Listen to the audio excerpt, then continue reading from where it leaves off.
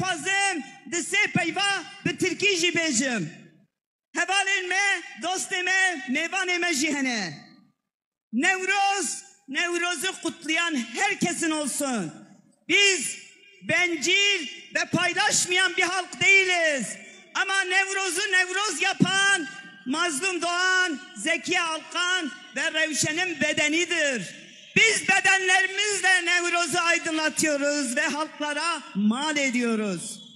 Hep birlikte kim ki kutlamak istiyorsa onlara kutlu olsun. İsterse dünyanın öbür ucunda olsun, isterse şimdi aramızda olsun. Hepsine kutlu ve mutlu olsun. Biliyorsunuz Jina Amine'nin bir sloganı bütün dünya çapında insanlığa ve kadınlara mal oldu.